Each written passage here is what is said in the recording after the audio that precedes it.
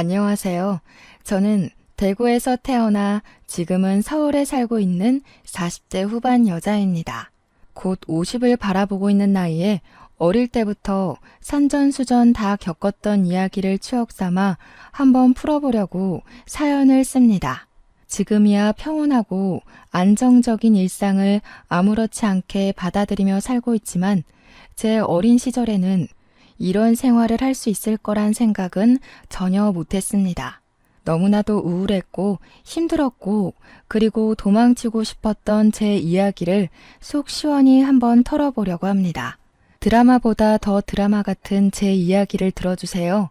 제가 어릴 때, 그러니까 잘 기억도 나지 않는 어느 추운 겨울에 우리 엄마와 아빠는 이혼을 하게 되었습니다. 어른들의 사정이라 정확하게 무슨 일이 있었고 왜 따로 살아야 하는지 몰랐지만 자연스럽게 아빠가 집에 돌아오지 않아서 알게 되었습니다. 이제 나는 아빠가 없구나 하는 사실을요. 저는 엄마랑 함께 살았고 아주 어린 동생이 있었습니다. 우는 것, 웃는 것, 자는 것, 먹는 것밖에 할 줄 모르는 동생을 두고 아빠는 그렇게 호련히 우리의 곁을 떠나고 만 거죠. 엄마는 항상 아빠가 나쁜 놈이라고 했습니다. 저에게 세뇌를 시키듯 너희 아빠는 못된 사람이야. 우리를 버리고 간 사람이야. 파렴치한 인간이야 라고 반복해서 말했습니다. 엄마는 아빠가 우리를 버리고 간 거라고 사업한다고 돈이란 돈은 다 말아먹고 나간 놈이라고 치를 떨었습니다. 분명 저에게는 자상한 아빠였음에도 불구하고 기억은 점점 흐려졌고 엄마의 말대로 제 기억 속 아빠는 나쁜 놈으로 자리 잡고 말았죠. 나름 가난하지 않게 살았던 것 같은데 몇 번의 이사를 거쳐 집은 점점 좁아지게 되었고 어느 날부터는 난방이 잘 되지 않는 단칸방에 엄마와 저, 동생까지 셋이서 살게 되었습니다. 아빠는 이혼하고 나서 양육비를 한 번도 주지 않았다고 엄마는 저에게 하루빨리 자라서 돈을 벌어오라고 했습니다. 우리 엄마는 동네 이발소에서 샴푸도 해주고 면도도 해주는 직원이었는데 어릴 땐 몰랐지만 크면서 알게 되었죠. 우리 엄마 뒤에 꼬리표처럼 따라붙는 소문이 아주 무성하다는 사실을요. 엄마가 동네 유부남들에게 꼬리를 치는 것도 모자라 3다리, 4다리를 걸치며 꽃뱀짓을 하고 다닌다는 것이었습니다. 당연히 저는 학교에서 왕따를 당하게 되었습니다. 그 당시에는 왕따라는 게 정말 만연했고 지금처럼 공론화되기 어려웠기에 심하게 괴롭힘을 당했습니다. 특히 유독 심하게 저를 괴롭히던 애가 있었는데 그 아이의 이름은 아직도 기억에서 지워지지 않습니다. 김미나. 그 아이는 제가 자신보다 공부를 조금 더 잘한다는 이유에서 저를 괴롭혔습니다. 미나는 꽤 잘 사는 집안의 딸이었고 애초에 저 같은 환경에 놓인 애랑은 차원이 다른 아이였습니다. 비교를 할 수준도 아니었지만 그저 괴롭힐 아이가 필요하고 분풀이할 대상이 필요해서 저를 못살게 군 것이겠죠. 공부를 제가 조금 더 잘했다고 괴롭혔지만 사실 제 성적이 그렇게 좋은 편은 아니었거든요. 저는 집에서나 학교에서나 어딜 가도 치이는 그런 동네북이었던 겁니다. 책상에 죽어라 나가라 하는 낙서는 물론이고 교과서를 물에 적셔 놓는다거나 찢어 놓는 건 아주 기본이었습니다. 서랍에 몰래 압정을 넣어둔다거나 실핀을 넣어두어 손을 다치게 한 경우도 있었습니다. 물벼락을 맞는 건 아주 일상이었기에 항상 체육복을 뒤집어 쓰고 수업을 받아야만 했습니다. 그냥 물이면 다행이었지만 걸레를 빤 물인 날에는 최악이었죠. 체육 시간에 피구라도 하면 모조리 다 저에게 공을 던져댔습니다. 학급에서 인기 있고 영향력 있는 김미나가 저를 괴롭히니 나머지 아이들도 자연스럽게 저를 무시하고 괴롭히기 시작했습니다. 방관하는 친구들은 그나마 고마울 지경이었습니다. 쉬는 시간이면 저에게 너네 엄마가 꽃뱀이라며 환양년이라던데 남자 없으면 죽는 년이래 하면서 모욕을 주었고요. 그 와중에도 깔깔 웃으면서 너도 똑같은 팔자 아냐? 엄마 팔자 닮는다던데 하면서 학급 아이들은 저를 놀렸습니다. 정말 학교 생활이 죽는 것보다 더 싫었습니다. 왜 가만히 있었냐고요? 가만히 있지 않았습니다. 처음에는 나한테 왜 그러냐고 화도 내보고 이러지 말라고 애원도 해봤습니다. 그런데 제가 반응을 하면 할수록 아이들의 장난의 강도는 높아지기 시작했고 나중에는 몸에 상처가 생길 지경이었습니다. 처음 상처가 생긴 날 저는 참지 못하고 담임 선생님을 찾아가 일렀습니다. 우리 반 아이들이 저를 작당하고 괴롭혀요. 상처가 났어요. 너무 힘들어요 하고 울면서 이야기를 했죠. 하지만 담임 선생님도 김미나의 편이었습니다. 그 아이의 부모가 사업을 하고 있었고 담임 선생님이 30대 아들의 취업을 도와줬다고 하더라고요. 한마디로 뒷돈도 받고 취업 비리까지 묶여 있으니 제 편을 들어줄 수 없었던 거죠. 저에게 넌지시 너도 뭔가 잘못한 게 있지 않겠니? 그 아이들이 너한테만 그러는 이유가 있겠지라고 말했을 때는 정말 제 가슴에 커다란 구멍이 생기는 것 같은 기분이었습니다. 제가 학교 앞 골목에서 선생님한테 일렀다는 이유로 아이들에게 얻어맞은 적이 있었습니다. 그날은 꽤 많은 아이들이 저를 괴롭혔고 결국 지나가던 행인의 신고로 죄다 경찰서에 잡혀간 일이 있었죠. 분주한 경찰에서 죄인처럼 고개를 숙이고 있었던 건 저 하나였습니다. 가해자들은 오히려 뻔뻔했고 피해자인 저는 그들과 눈도 마주치지 못했습니다. 간간히 형사들의 열이 뻗친다는 큰 소리가 오고 가고 했지만 결국 제 눈앞에 드리워진 합의서와 돈봉투는 모든 것을 포기하게 만들었습니다. 가해자들의 부모가 저를 멸시 어린 눈으로 바라보며 합의서에 도장만 찍으라고 종용했습니다. 아무리 그래도 이렇게 얻어맞았는데 우리 엄마는 내 편이겠지 했지만 엄마는 그 돈봉투에 눈이 돌아 바로 도장을 찍었습니다. 봉투 두툼한 거 봐라. 오늘은 고기 먹어도 되겠다 하면서 엄마는 선심 쓰듯 합의금으로 돼지 목살을 구워줬습니다. 저는 아직까지도 탐욕스러운 눈으로 다친 저를 살피기보다 돈을 먼저 보는 엄마를 잊을 수가 없네요. 저의 남동생도 마찬가지로 학교 생활이 고단할 것 같아서 마음이 좋지 않았습니다. 하지만 제 동생은 저와 다른 방향으로 엇나가기 시작했죠. 엄마를 욕하는 동급생을 때리고 양아치들이랑 어울려 다니면서 문제란 문제를 다 일으키고 다니고 있었어요. 제가 피해자의 입장으로 경찰서를 갔다면 동생은 가해자의 입장으로 경찰서를 들락거렸죠. 엄마는 동생 대신 사죄를 하고 다니면서 저에게 책임을 전가했습니다. 도대체 넌 어디서 뭘 하고 지내길래 동생이 저렇게 엇나가는데 신경을 한번 안 쓰냐고요. 저는 이런 집안이 너무나도 지긋지긋했고 도망치고 싶었습니다. 동생은 결국 고등학교를 자퇴하고 허구한 날 동네 양아치짓 하고 다니다가 소년원에도 몇 번 가게 되었고요. 엄마는 동생이 소년원에 가고 집에 들어오지 않자 저를 버려둔 자식 취급하며 이 남자 저 남자 만나러 다니기 바빴습니다. 소문처럼 우리 엄마는 남자 없이는 못 사는 사람이었거든요. 저는 고등학교를 졸업하자마자 자의반 타의반으로 공장에 취직을 하게 되었습니다. 노예처럼 일만 하고 번 돈은 고스란히 엄마한테 다 빼앗기고 그게 당연한 줄 알면서 무기력하게 자랐습니다. 그 와중에 동생은 폭행 사건에 휘말리게 되어 합의금을 달라고 저에게 윽박을 질렀습니다. 피해자로 살아온 시간이 길었기에 누군가의 윽박은 정말 견디기 힘든 트라우마였습니다. 저는 결국 대출을 받아서 돈을 내놓으라는 동생을 이길 수 없었죠. 이번에 합의 못하면 감방에 들어가게 생겼다면서 대출을 받아오라고 물컵을 던지고 난리를 쳤거든요. 이제는 소년원이 아닌 교도소에 들어가게 됐다는 겁니다. 딱 한 번이면 된다고 엄마도 저한테 네 동생 깜빵 가면 이번에는 5년을 살아야 한대 하는데 결국 대출을 받고 말았습니다. 눈덩이처럼 불어나는 이자에 통장 잔고는 5만 원도 채 남지 않은 걸 보고 이렇게 살면 안 되겠다는 생각이 들기 시작했습니다. 그래서 저는 아주 오래전에 찾아갔던 친할머니의 집을 기억을 더듬고 더듬어 찾아가게 되었습니다. 세월이 많이 흘러서 이사를 갔을 수도 있었지만 지푸라기 잡는 심정으로 찾아갔습니다. 골목골목 헤매다가 근처 슈퍼 아줌마의 도움으로 친할머니 댁을 찾을 수 있었습니다. 부산 송정 쪽이었는데 다행히 그 자리 그대로 살고 계셨더라고요. 용기를 내어 초인종을 누르고 제 이름 석자를 이야기하니 할머니가 버선발로 뛰어나오셨습니다. 제 얼굴을 이리저리 살피시며 아가 여기를 어찌 찾아왔노 하시면서 제 몸을 쓸고 비비고 하시는데 얼마나 놀랐는지 몰라요. 왜냐하면 엄마는 늘 아빠와 친가는 우리 모두를 버린 거라고 싫어한다고 했으니까요.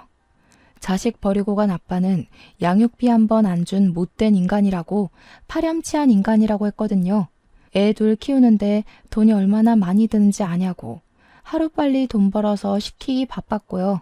어항이 벙벙한 와중에 일단 집에 들어오라며 엄마는 어쩌고 왔냐고 묻는 할머니 말에 정신이 번쩍 들었습니다. 저는 있는 그대로 제가 살아온 나날에 있어 거짓 한 점 없이 할머니에게 이야기를 했죠. 공장에서 일을 하면서 생활비를 벌어오고 있는 것. 엄마는 나를 돈 벌어오는 기계 그 이상도 이하도 생각하지 않는다고요. 동생은 소년원에 들락날락하고 집에도 잘 들어오지 않아서 어디서 뭐하고 사는지 모른다는 것까지요. 사는 게 버거워서 죽기 직전에 용기 한번 내서 찾아오는 거라고 말했습니다. 그러니 할머니가 제 손을 잡고 막 엉엉 우시는 게 아니겠어요. 아빠한테 연락을 넣어놨으니 저녁에는 도착할 거라고 하는데 아빠가 왜 날 보러 온다는 거지? 하는 생각이 들었죠. 아빠는 저 안 보고 싶어 하잖아요. 양육비도 한 푼 안 줬다면서요. 하니까 할머니가 화들짝 놀라시더라고요. 어디서 그런 오해를 하고 찾아온 거냐고. 이혼할 당시에 할머니랑 아빠가 대출까지 받아서 양육비를 한 번에 지급하고 왔다는 겁니다. 저만큼은 아빠가 키우겠다고 박박 우겼는데 엄마가 죽어도 안 된다고 해서 데리고 간 거라고요. 저는 울면서 말했죠. 그런 사람이 왜 한 번을 찾아오지 않았냐고요. 그랬더니 찾으려고 몇 번이고 찾아갔는데 이사가가 없었다고 엄마가 못 만나게 했다는 겁니다.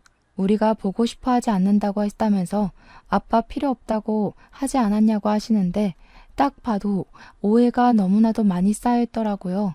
그날 저녁 정말로 아빠가 왔고 10년이 넘는 세월이 지난 뒤 아빠를 만나게 되었습니다. 아빠는 눈물을 흘리며 저에게 그동안 잘 지낸 거 맞냐고 얼굴이 왜 이렇게 상했냐고 다정하게 물어오셨어요.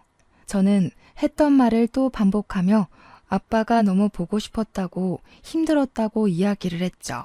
그러니 아빠가 이제 성인이고 하니까 엄마 집에서 나와서 아빠랑 같이 살자고 하셨습니다. 엄마의 바람기로 인해 이혼을 했고 그 길로 대구를 떠나서 서울에 자리를 잡았다고요.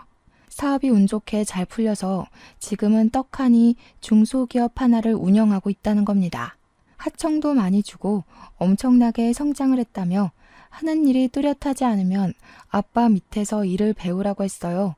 저는 뒤도 돌아보지 않고 그 길로 아빠를 따라 서울에 갔습니다. 이렇게 일이 슬슬 풀릴 줄 알았다면 진작에 아빠를 찾아갈 걸 그랬다고 몇 번이고 후회를 했죠. 서울에 도착해서 저는 정말 너무 놀랐습니다. 대구에서 주택 반지하에 새들어 살 때랑은 너무나도 다른 환경이 저를 기다리고 있었기 때문이었어요. 한강이 보이는 고층 아파트에 집도 대리석으로 삐까뻔쩍했습니다. 아빠가 혹시라도 새 장가를 들진 않았을까 걱정이 되어 물어보니 그건 아니라고 고개를 절레절레 저으셨어요. 언젠가 자식들이 찾아올지도 모른다는 기대를 하고 있었다면서 저를 기다리고 있었다고 말해주셨습니다. 그동안 지낸 이야기를 천천히 빠짐없이 이야기를 해달라고 하길래 한 3일 정도를 아빠가 퇴근하고 돌아오면 잠도 안 자고 밀린 이야기를 했어요. 나눌 이야기가 별로 없을 거라고 생각했는데 막상 입을 열고 나니 본물 터지듯 말이 나오더라고요. 학교 생활을 하면서 치욕스러운 일을 당했던 것, 동생이 사고치고 다니던 것, 엄마가 허구한 날 남자 만나느라 바빠서 가정은 신경도 쓰지 않았던 것까지 모조리 다요. 아빠는 한숨만 푹푹 쉬면서 저를 위로했습니다. 결국 그렇게 개차반으로 살고 있을 줄 알았다고.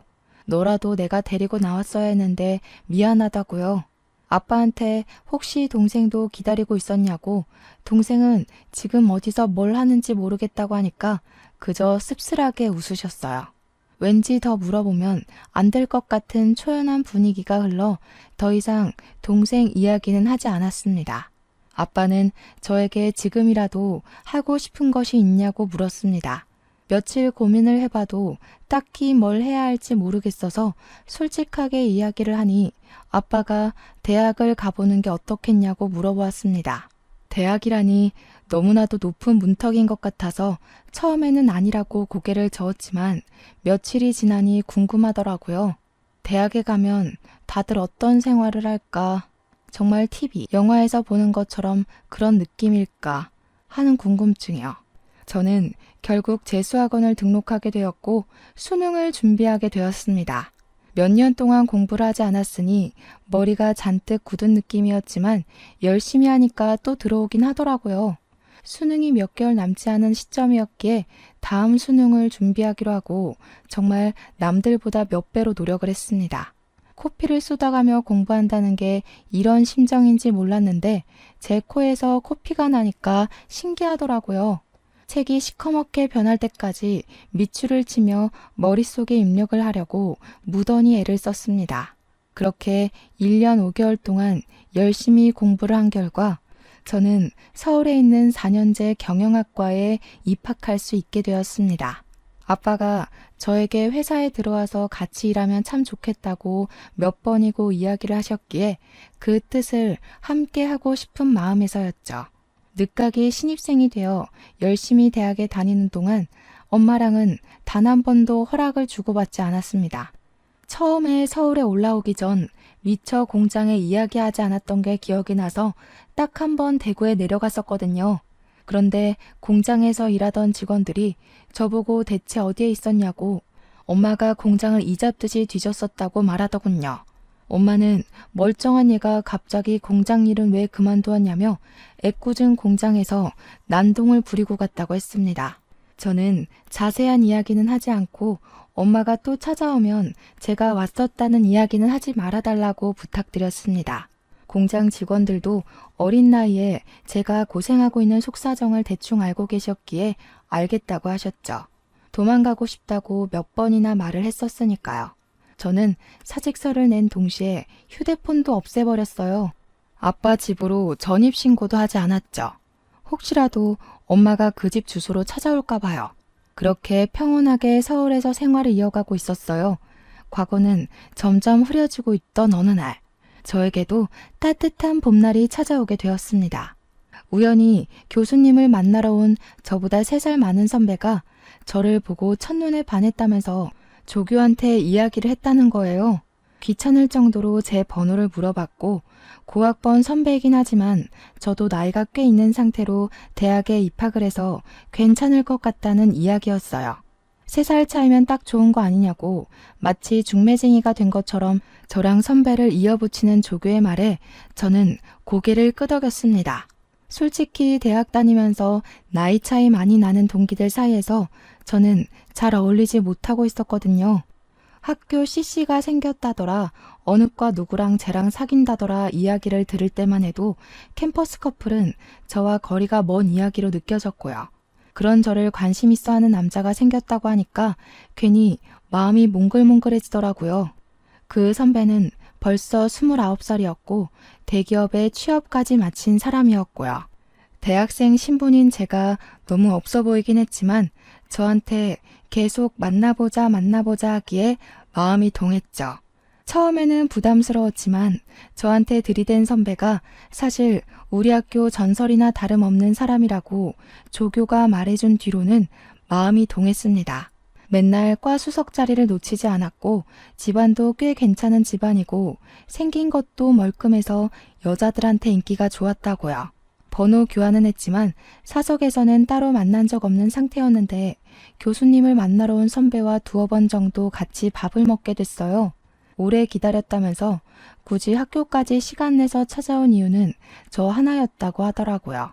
교수님 만나러 왔다는 것도 다 거짓말이었다고 자기랑 연애하자고 하는데 저도 활짝 웃었어요.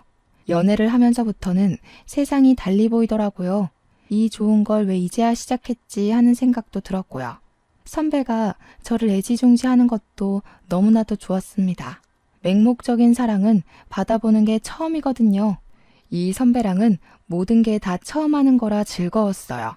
과수석답게 모든 시험의 족보를 다 가지고 있어서 덕분에 제 성적을 유지하는 데도 도움이 많이 되었죠. 몰랐는데 그 족보를 가지는 게 무척이나 어려운 일이었대요. 돈 주고 사겠다는 애들이 있을 정도로 귀한 것이었다는데 저는 원하는 만큼 받아볼 수 있었죠. 성적도 우수하게 졸업을 할 수 있었고 아빠의 바램대로 저는 아빠 회사에 취직을 하게 되었습니다.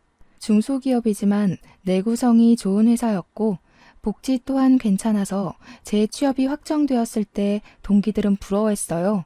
아빠 회사에 취직하고 싶어 했던 동기도 있더라고요. 아빠는 시작부터 저에게 좋은 자리를 주고 싶어 하셨지만 저는 너무 부담이 되더라고요. 이제 갓 대학 생활을 마친 사회 초년생이 높은 자리에 있어 봐야 회사에 전혀 도움이 되지 않을 것 같다고요. 오너가 가족이라는 게 남들 눈에 고깝게 비춰질 수 있으니 평사원으로 입사를 하게 되었습니다. 아빠한테도 절대 내가 딸인 거 티내지 말아달라고 몇 번이나 부탁을 했어요. 그렇게 회사 일에 적응해 가던 어느 날 거래처에서 우리 공장에 의뢰를 하러 찾아왔는데 그날 아빠가 다른 공장으로 출장이 잡히게 된 거예요. 사내 이사님이 그 일을 맡게 되셨는데 따라붙을 직원이 필요하다 해서 제일 한가했던 제가 차출이 되었습니다. 공장에 수주를 맡기러 온 우리보다 더 작은 회사 직원들이 이사님과 함께 동행해서 이것저것 살펴보고 있었어요. 저는 이사님 뒤를 쫓아다니며 필요한 서류를 챙겨드리고 그래프를 읽어드리고 있었습니다. 그런데 언뜻 마주치는 거래처 사람이 어디서 많이 본 것 같은 얼굴이었습니다. 누군지 기억은 나지 않는데 낯이 익은 사람이었어요. 누구지 하다가 이사님께 저분은 어디 거래처 분이시냐 하고 물어보니까 이사님이 조용히 말씀해 주셨어요. 우리 공장에서 하청을 주고 있는 업체인데 요즘 부실업체라고 말이 많아서 일을 더 맡길지 말아야 할지 고민 중인 A업체래요. 공장으로 찾아온 것도 우리가 거래를 끊을까봐 걱정돼서 찾아온 거라고 하더라고요. A업체가 어디더라 하다가 대표님 성함이 어떻게 되냐고 물어보는 순간 기억이 딱 났어요. 학창시절 저를 꾸준히 괴롭혔던 김미나, 그 아이의 아버지였습니다. 합의서에 사인을 하라고 돈봉투를 던지면서 저를 멸시하는 눈으로 바라보던 그 사람이었어요. 스물스물 저를 좀먹었던 그때의 기억이 떠오르면서 순간 용암처럼 분노가 끌어올랐습니다. 이런 자리에서 만나게 되다니 복수를 하고 싶다는 마음이 울컥 솟았죠. 그렇게 아무 일 없이 공장 시찰이 끝나고 저는 남자친구를 만나러 갔습니다. 그리고 그날 남자친구에게서 프로포즈를 받았습니다. 분노에 휩싸인 제 마음을 달래주듯 다정하고 부드럽게 저에게 결혼하자고 이야기를 하는데 지난 과거가 생각나면서 눈물이 났어요. 저는 당연히 좋다고 했지만 그 마음 한켠에는 복수하고 싶다는 마음이 자꾸 따리를 틀었죠. 결혼을 준비하는 내내 제가 고민 속에 빠져있자 아빠는 저에게 무슨 고민이 그리 크냐고 물어보셨습니다. 결혼 준비가 많이 힘드냐고, 결혼은 좀 더 미뤄도 된다고, 아직 나이도 어린 나이라고 저를 다독여 주셨죠. 저는 아빠한테 솔직하게 이야기를 했습니다. A업체 사장이 내 학창 시절을 지옥으로 만들었던 그 아이의 아버지라고요. 좋은 것만 생각해야 할 시기에 복수하고 싶은 마음이 자꾸 들어서 미칠 것 같다고 말했어요. 내가 그 아이 때문에 얼마나 지옥 같은 시간을 보내야 했는지 아빠는 알지 않냐고 하니까 아빠가 깊은 고민에 빠지셨습니다. 한참 뒤에 열린 아빠의 입에 저는 깜짝 놀랐어요. 그 업체 우리가 일 안 주면 부도 날 거야. 그렇게 해주자. 우리 딸이 당했던 기억만큼 이왕 복수할 거 제대로 해주자고. 2번 다시는 일어날 수 없게 만들어주자. 며칠 뒤 아빠는 A업체 대표한테 따님이 우리 딸이랑 동창이라고 하던데 같이 식사나 한번 하자고 요청을 했어요. 당연히 그 자리에 저도 나갔고 아빠는 꿀리면 안 된다고 태어나서 처음 보는 명품 브랜드에 저를 데리고 가서 머리부터 발끝까지 저를 꾸며주셨습니다. 허탈하게도 김미나는 그 모습 그대로 저를 보고 아무렇지 않게 인사를 하더라고요. 당한 사람은 생생하게 기억해도 가해자는 그냥 추억거리 취급을 하더라고요. 어머, 이런 데서 다 만나고 세상 좁다. 그치? 우리가 친하진 않았지만 그래도 동창이니까 너무 반갑다. 역시 세상은 학연, 지연, 혈연이라고 하잖아. 우리 아빠 공장 좀 잘 봐줘. 저는 벼르고 있었던 그 말을 뱉을 기회가 찾아온 거죠. 뻔뻔하게 저한테 저런 부탁을 하는 김미나의 얼굴에 침이라도 뱉을 기세로 이야기를 했습니다. 내가 제일 싫어하는 게 학연, 지연, 혈연이야. 너 같은 거랑 학연으로 묶인 게 얼마나 지옥인지 가해자는 모르지? 아저씨, 저 기억나세요? 저한테 돈 봉투 들이밀면서 합의하라고, 서로 좋게 좋게 가자고, 눈가에 멍든 저를 보면서 혀 끌끌 찼던 거 기억 안 나세요? 그랬더니 그제서야 모든 기억이 난 건지 김미나네 아버지의 표정이 싹 굳었습니다.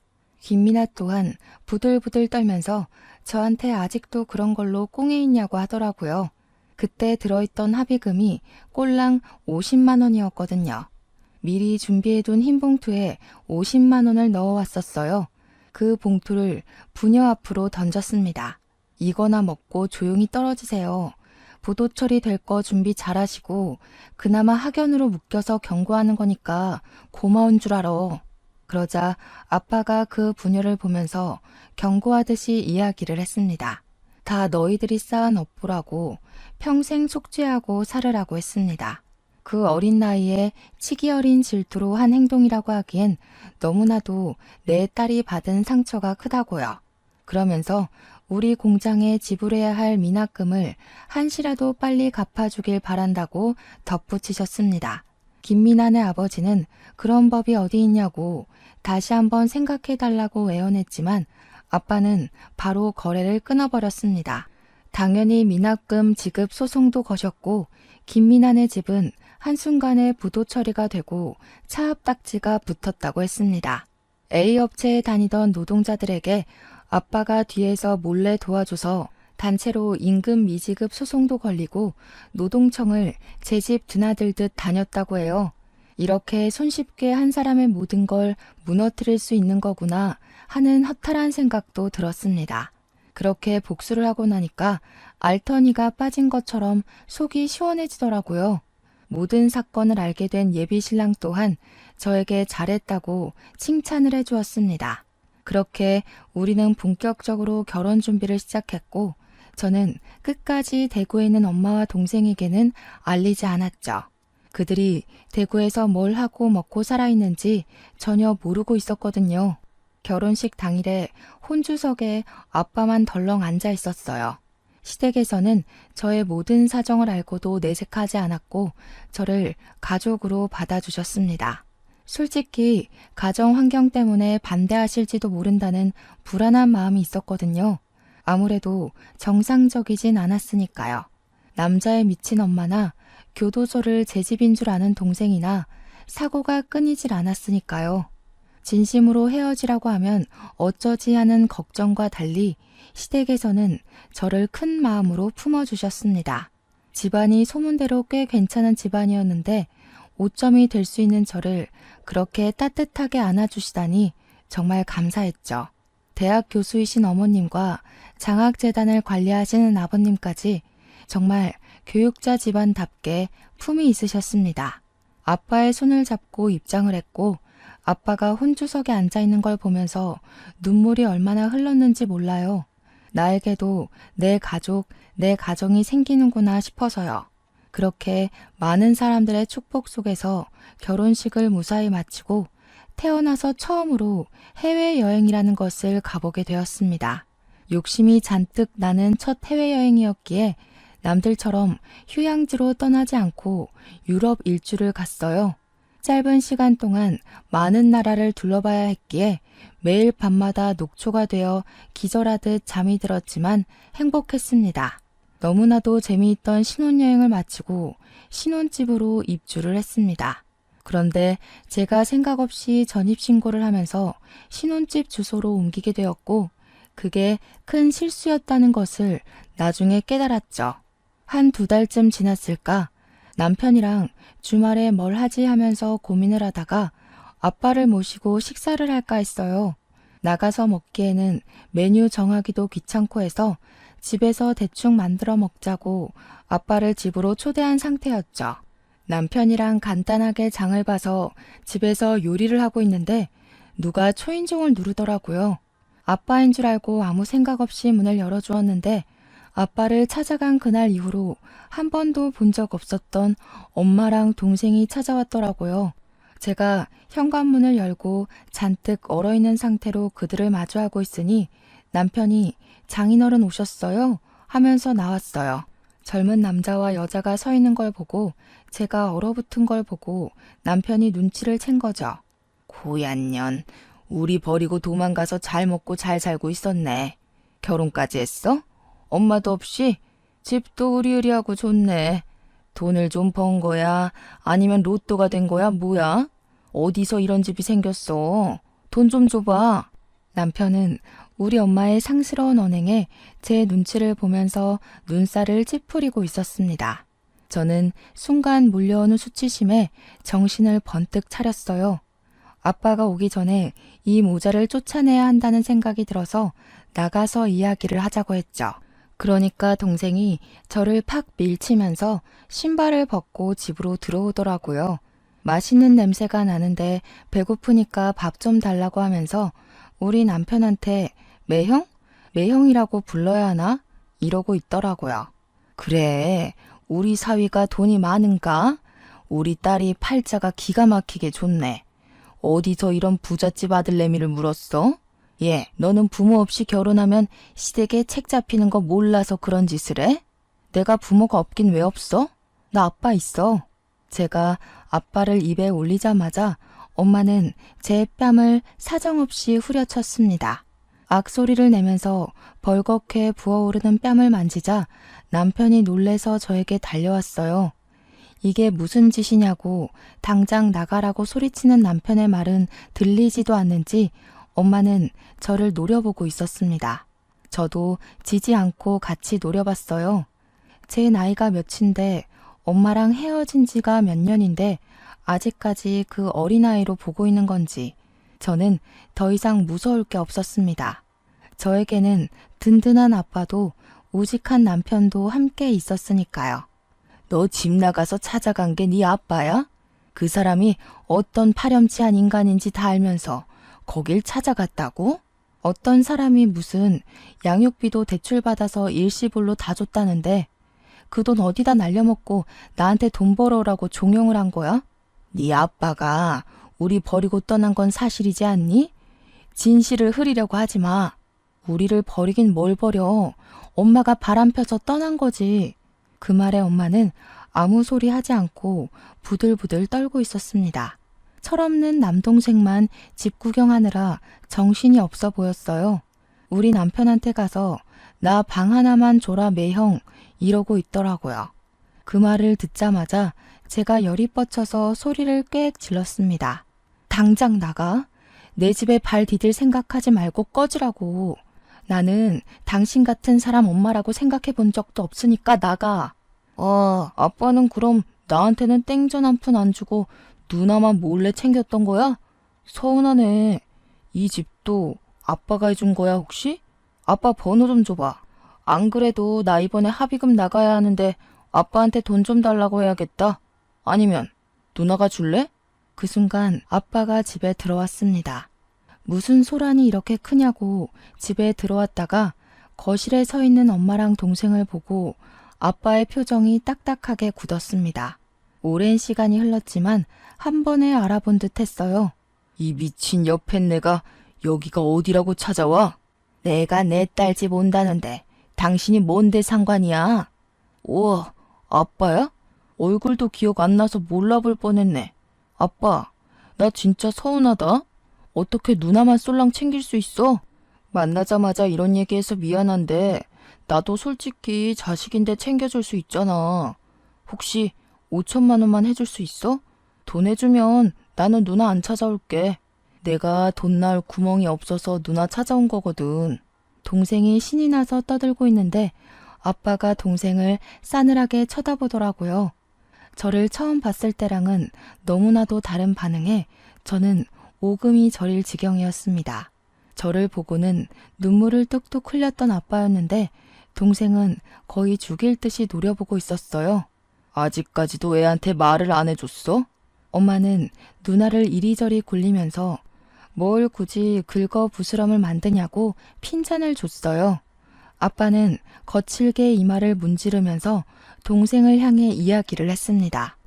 누가 네 아빠야? 너 내 자식 아냐? 네 친부한테 가서 돈 달라 그래. 내가 내 얼굴에 침 뱉기란 말을 안 하고 있었는데 이렇게 뻔뻔하게 굴면 나도 할 말은 해야지. 아빠의 폭탄 발언에 저도 남편도 바짝 얼어서 눈치만 보고 있었습니다. 내 친동생인 줄 알았던 동생이 알고 보니 반만 섞인 동생이라는 것이었습니다. 아빠는 잔뜩 흥분을 했는지 침까지 튀기며 모자에게 삿대질을 하면서 이야기를 했어요. 너 밖에서 싸질러 온 자식이라고. 너 크면서 점점 나를 닮은 구석이 없는 것 같아서 내가 유전자 검사해봤다.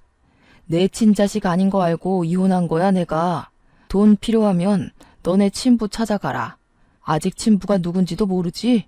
네 엄마가 일하던 이발소 사장이 너네 아빠다. 그 말에 저는 소리를 꽥 질렀습니다. 그 이발소 사장은 손버릇이 나쁜 놈이었고 느글느글하게 생겨서 도박쟁이였거든요. 아빠 말을 들어보니 이발소 사장이랑 동생의 얼굴이 묘하게 닮아 보이는 듯한 착각이 일었어요. 동생은 충격이라도 받은 건지 엄마를 향해서 이게 진짜야? 진짜야?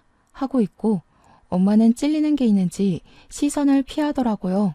저도 순간 놀래서 아빠한테 혹시 나도 아빠의 친자식이 아닌 거냐고 하니까 아빠가 고개를 절레절레 흔들더라고요. 남편 앞에서 순간 쪽팔린 것도 잊어버리고 주저앉아 버렸습니다.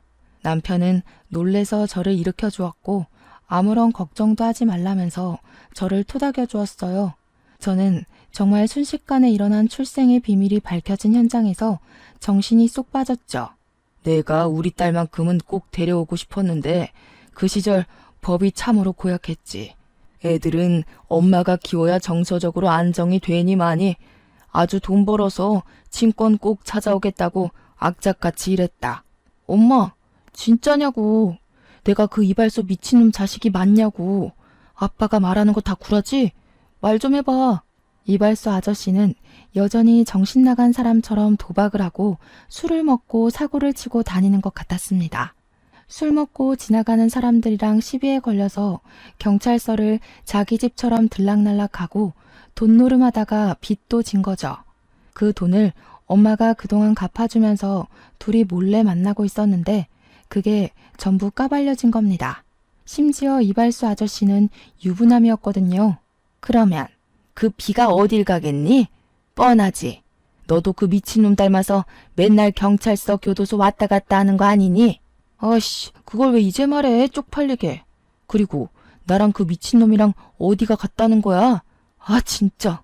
둘이 갑자기 피 터지게 싸우기 시작하는데 그게 왜 내 아빠냐부터 시작해서 네 아빠 맞다고 소리를 지르고 난리더라고요. 남편이랑 저랑 아빠는 그 사이에 이성이 찾아왔고 남편은 재빨리 경찰에 신고를 했습니다. 저는 두 모자에게 내 집에서 나가달라고 2번 다신 찾아오지 말라고 필요하다면 접근 금지 신청을 하겠다고 했어요. 아빠는 그 사이에 아는 변호사를 호출했고 두 모자는 가족끼리 너무한 거 아니냐고 갑자기 같이 살아온 정이 있지 않냐며 매달렸죠. 결국 경찰이 왔고 주거 침입으로 죄를 묻게 되었습니다. 초범이고 가족이라는 말에 훈방 조치가 되긴 했지만요. 며칠 뒤에 변호사와 이야기를 했고 접근 금지 신청을 할 수 있다는 긍정적인 답변을 받았습니다. 공장에 다니면서 몇 년 동안 벌었던 월급이 전부 엄마 통장으로 넘어간 내역도 있고 그날 주거 침입으로 훈방 조치된 기록도 있어서요. 접근 금지 요청을 했고 제 주소를 열람할 수 없도록 뒤늦게 처리도 했습니다. 하지만 이미 한번 우리 집에 와봤다고 남동생이랑 엄마랑 둘 다 번갈아 가면서 기웃기웃하더라고요. 퇴근 시간에 맞춰서 불쑥 나타나서 돈 좀 빌려달라고 요구를 하는데 열이 받았습니다. 제가 두 모자에게 단단히 경고를 했어요. 내가 공장에서 벌어다 준 돈 전부 다 돌려주고 싶은 거 아니면 나타나지 말죠. 대출 받아서 너 합의금 물어준 거 지금이라도 이자 붙여서 갚을 거 아니면 얼굴 들이밀지 말고. 누나, 너무한 거 아니야? 동생이 지금 교도소 잡혀가게 생겼다니까. 이번에 가면 나 진짜 오래 있어야 된다고. 내가 제일 싫어하는 게 뭔지 알아? 학연, 지연, 혈연이야. 내가 죽고 싶을 때 너네가 나한테 돈 빨아먹는 거 말고 해준 게 뭐가 있는데? 양심이 조금이라도 남아있으면 내 앞에 두 번 다신 나타날 생각하지 마. 나 지금 누구 하나 인생 종치게 하는 거 어렵지 않거든? 제 살벌한 말에 엄마도 동생도 잔뜩 쫄아붙었습니다. 늘 말없이 고개를 숙이고 다니던 착한 딸이 표독스럽게 몰아붙이고 있었으니까요. 엄마 어린 시절에 나를 돈 벌어오는 기계로 취급했지 내 편 들어준 적 한 번도 없었잖아. 합의금 꼴랑 50만 원에 눈 돌아서 내 아픔 같은 거 봐준 적 없잖아. 양육비 받은 거 전부 탕진하고 나한테 돈 벌어오라고 한 거 기억 안 나? 그때 그 악몽들 내 노동력 보장하라고 안 할 테니까 그냥 내 눈앞에서 꺼져. 독한 년, 네가 그러고도 평생 행복할 줄 알아? 그러면서 엄마는 뒤를 돌았어요. 생각보다 쉽게 물러난 엄마한테 당황한 건 제가 아니라 동생이었습니다. 엄마, 어디가? 누나, 제발. 나 이번에 합의금 못 주면 진짜 10년은 썩어야 돼. 너는 평생 감방에서 썩었으면 좋겠다. 소년원을 집처럼 왔다 갔다 하면서도 교화가 안 됐잖아. 아, 이번엔 또 다를 수도 있으려나? 내가 교도소에 있는 사람들한테 돈 좀 쥐어주고 우리 동생 제대로 교화시켜달라고 부탁을 좀 할까? 거기 범죄자들은 돈만 주면 다 해준다고 한다던데.